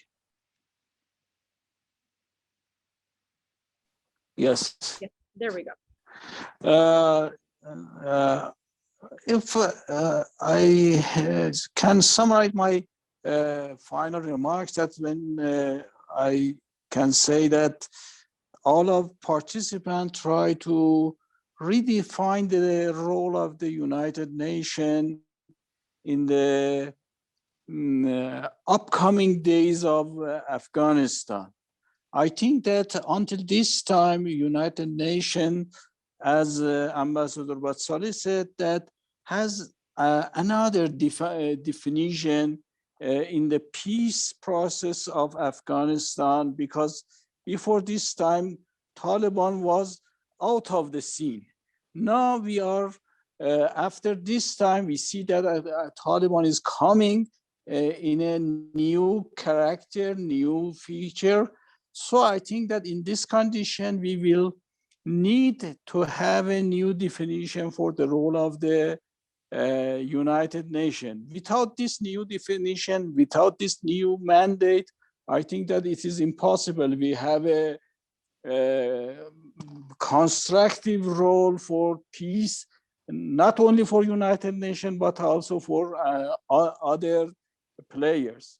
So I think that if we want to have a new definition, we need to have also a new definition for the role of the neighboring countries, even for the role of the Afghanistan, as you mentioned, that the neutrality for Afghanistan, I think that it can be very important. United Nations can play a main role in this new definition for Afghanistan role in the region countries. Afghanistan as a bridge for the positive neutrality. Not in this condition, we need to review what happened in last 2001, in last 20 years. Inshallah, I think that if we review this and we try to use our past experience, try to redefine what happened in last 20 years, and especially after the new mandate for United Nations, maybe we can find peace process in Afghanistan. Thank you very much. Thank you, Dr. Mosavi. Appreciate that. Ambassador Dr. Nasir Andisha, your final remarks.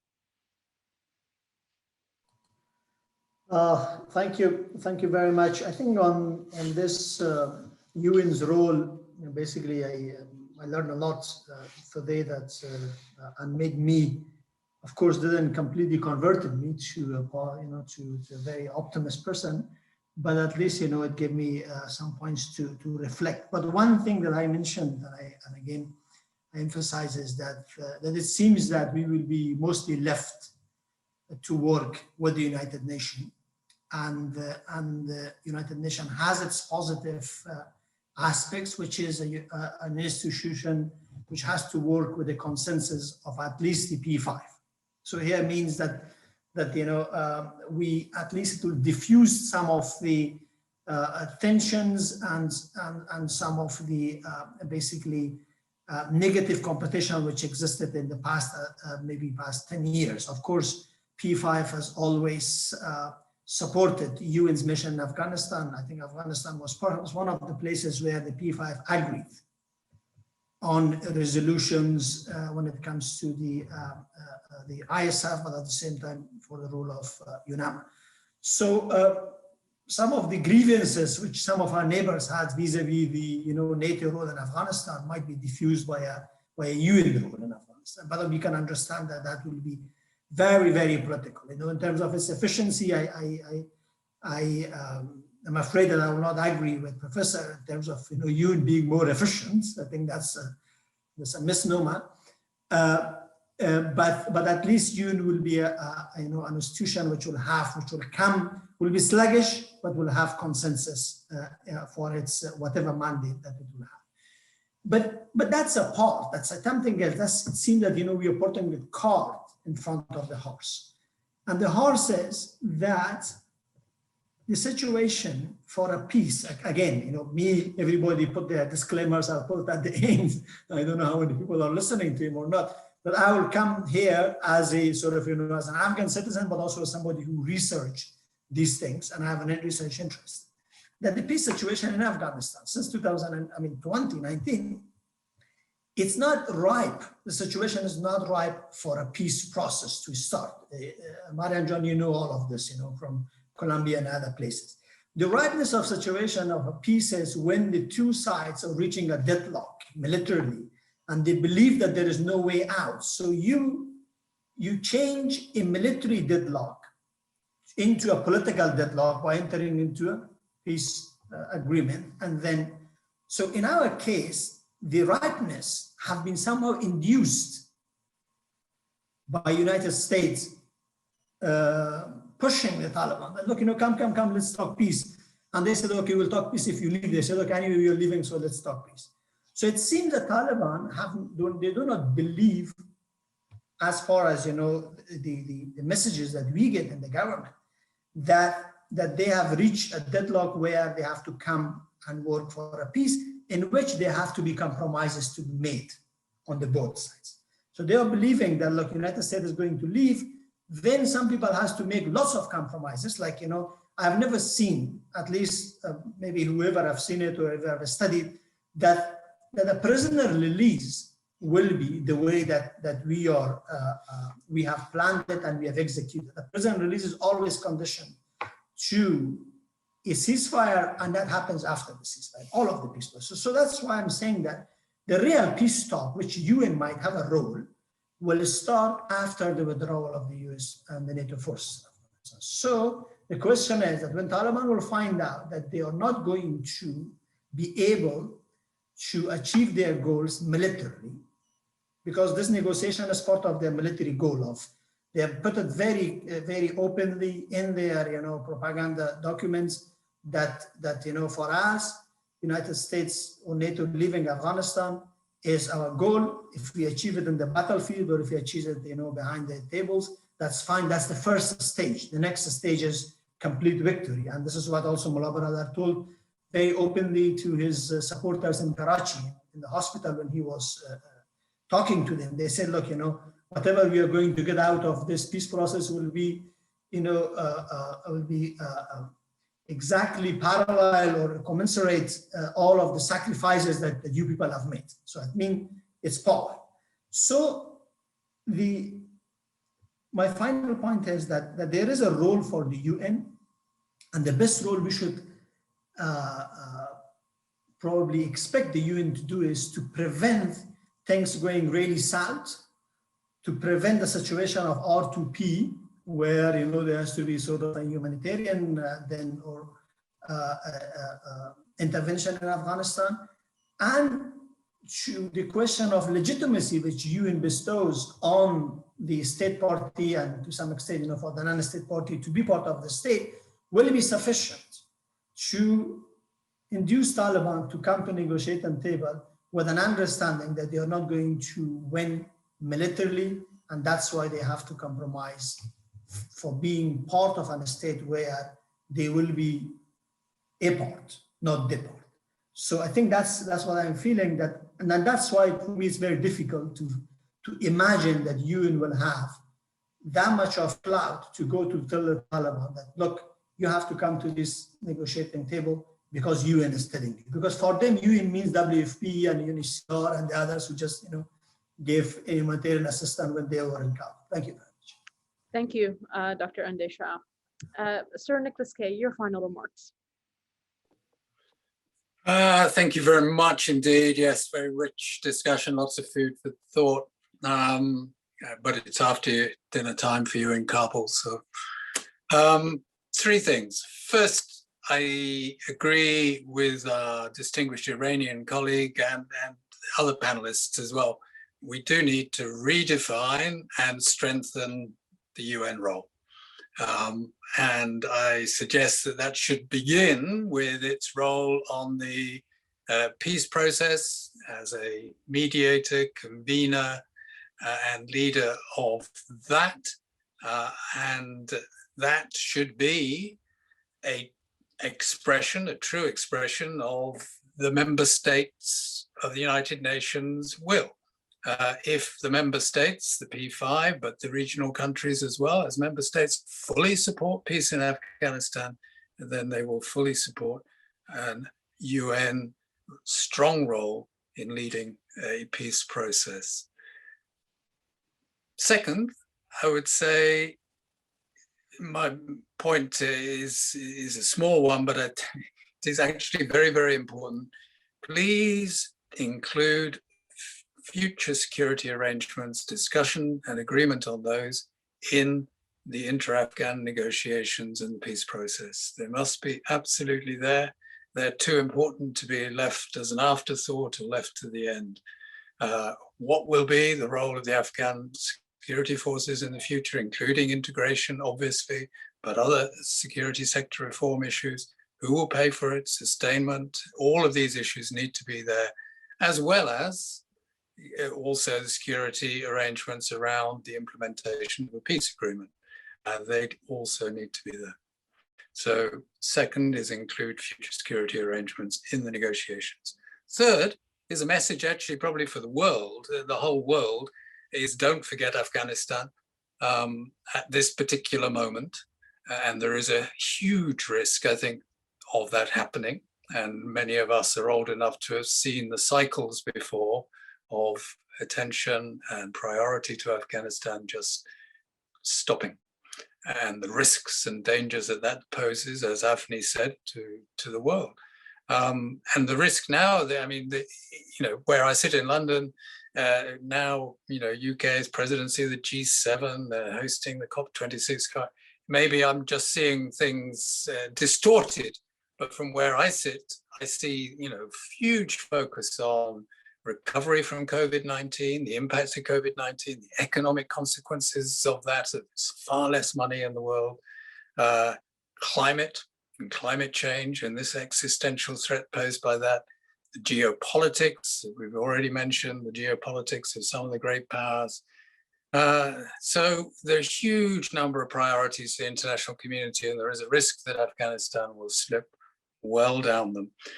And they shouldn't. The world needs to do three things. It needs to keep funding for now the Afghan National Defense and Security Forces, pre-peace and probably post-peace as well. That is vital. Second is humanitarian and development assistance, vital now. It will be vital in the future. It will not be unconditional. Many countries and many agencies are unable to provide such assistance, development assistance, if basic human rights and values are not respected. And third is wholehearted support from the international community for a UN-led peace process. Let's really match fine words with deeds when it comes to P5 and other international community support for that peace process. Thank you very much. And Dr. Kivimäki, over to you for your final remarks. I also have three things that I take from this discussion. I'm still very sure that the UN needs a new mandate, stronger mandate, a mandate that is supported by big powers. It needs a peacekeeping mandate.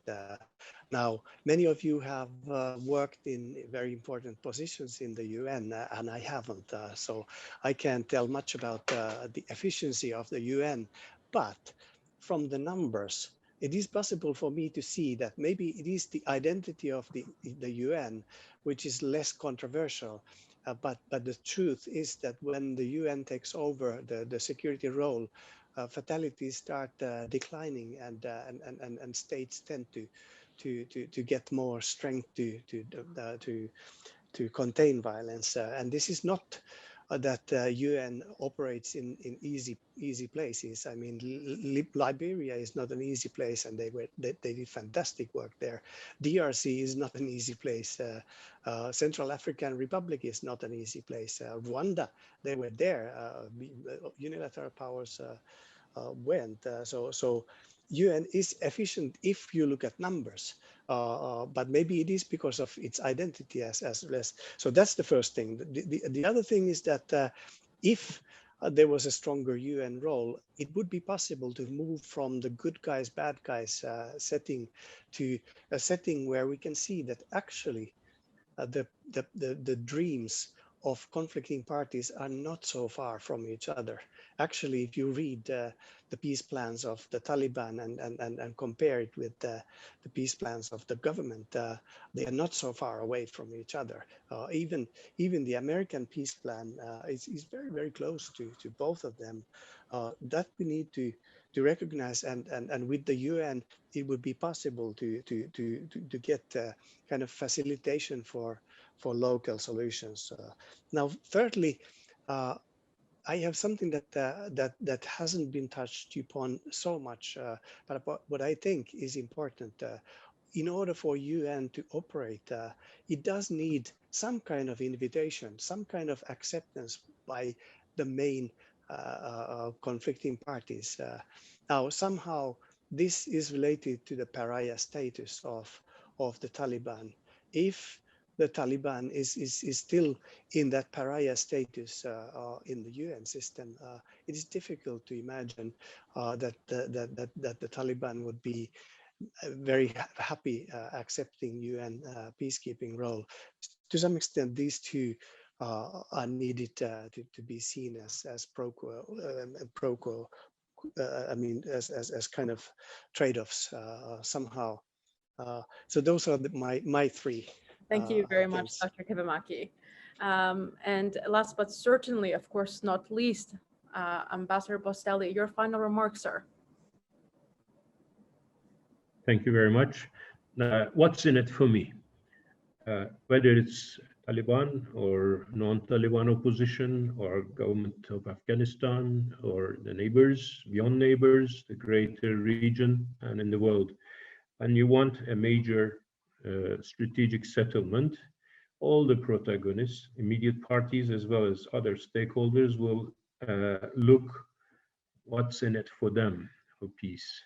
So those sponsors of peace, as well as the potential sponsors of peace, including the Muslim world, will have to create, I wouldn't simplify it as the carrot, but create the incentives and the assurances that the peace process, because it's not going to be overnight, it will not happen automatically, it will be I think taking quite a bit of time, and there will have to be ups and downs. So even with the redefined stronger UN role in the peace process, we will have to endure this process. So as Sir Nicholas has rightly underlined, essential thing is the financial as well as other aspects of sustaining law and order and a peaceful transition.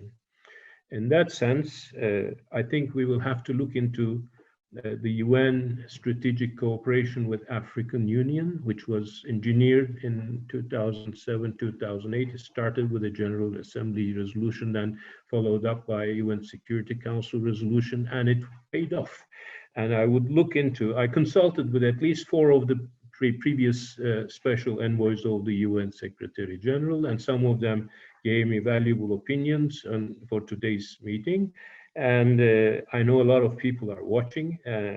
So this new UN mandate will have to have some strategic perspectives of cooperation with other organizations, including the OIC. Last but not the least, I would also underline the importance of UN's political leadership. Who are the negotiators? Who are the facilitators? UN will have to build its credibility, starting with the Taliban. UN will have to also successfully end any perception in the region and beyond that it is an instrument of monopolizing power in Afghanistan. Its impartiality and its sustained determination to effectively not lead but facilitate the process. Afghans have been there for centuries. They will be there for coming centuries. As a Turk, not as a member of the Turkish government, but as a Turk who has spent 8 years of his life in Afghanistan and 11 altogether in the region, I would dare to say that even when we go back to 1928-29, Bachai-Saka rebellion, transition to Nadir Shah order and its aftermath, Afghans trust certain nations for their impartiality, and I'm privileged to belong to one of those nations. Turkey has been there without any controversial engagements or involvements with any of the power brokers or parties to the conflict in and around Afghanistan history long. And Turkey is a Muslim nation, and with as a member of NATO, and as being one of the 4 framework nations, during this transition, I think it was a right decision for Ankara to offer Istanbul as a conference to facilitate, not to dictate, but to facilitate. Ankara did not cancel the Istanbul conference. Taliban did not reject it. Taliban has certain reservations. These need to be debated, discussed, and if necessary, negotiated and addressed to a certain extent. I think the options are there. And I think at the end of the day, we will have UN because we don't have anything better. Meanwhile, last remark, also I would like to address the Heart of Asia Istanbul process as after the UN, the broadest inclusive platform for dialogue and peace building. I think one has to look, Dr. Andisha was very effective in managing, actually building and managing that process. And it is, I think, high time to remove some of the dusted files from the shelves and look into how we're going to address them as we move forward. Thank you very much. Thank you very much, Ambassador Botsali. This brings us to the end of our discussion. I'd like to once again take this opportunity to thank Dr. Mosavi, Ambassador Sir Nicholas Kay, Ambassador Dr. Nasir Andisha, Ambassador Huseyin Botsali, and Dr. Timo Kivimäki for their remarks, for their concise analysis and perspectives of what they believe this potential role for the UN or any other role for the UN could mean for Afghanistan as we unfold this new chapter in the next couple of months. I think that there is a general consensus amongst the group that there should be a role for the UN. And as Sir Nicholas Kay mentioned, that role should be strengthened. And as all the participants have reiterated, that role should be defined. Now, whether that role takes a peacekeeping form, or one in the as a guarantor or mediator in the peace process, I think we've got various perspectives on that. In each perspective, I must say, has its factors, has its evidence to suggest why and how that role can be played. But I would just say that some of the topics, some of the themes that have emerged from today that I think require further deconstruction and probably, I would hope, further analysis by AISS and roundtables are concepts of redefining the mandate of the United Nations, ensuring that within that role there are strategic cooperation with other institutions like OIC. Impartiality must be upheld and maintained in that new role. Securing the neutrality, promoting and preserving the neutrality of Afghanistan, and ensuring that local ownership is upheld and goes beyond just the negotiating parties. And next to that are an array of other factors that speakers have mentioned should also go hand in hand, which is the continued assistance of the international community for the Afghan National Security Forces, continued development assistance, so we may ensure as Afghans to continue the development process. And of course, humanitarian support, so Afghans are able to meet their needs. We can't, I think that another general consensus here is that we can't throw Afghanistan now into the lap of the United Nations and everybody else just leaving hands off. I think that would be catastrophic for Afghanistan. And so continued international support in a role for the United Nations could pave the way for, albeit a bit of a bumpy beginning, but potentially one that could help us see a more successful next chapter. And with that, I thank you once again. I thank you all for being with us, and I urge all the viewers. I know that this webinar has gone over its session, but I urge you to listen to it very carefully. I think there is much food for thought. Thank you very much, and good night and good afternoon to all. Thank you so much.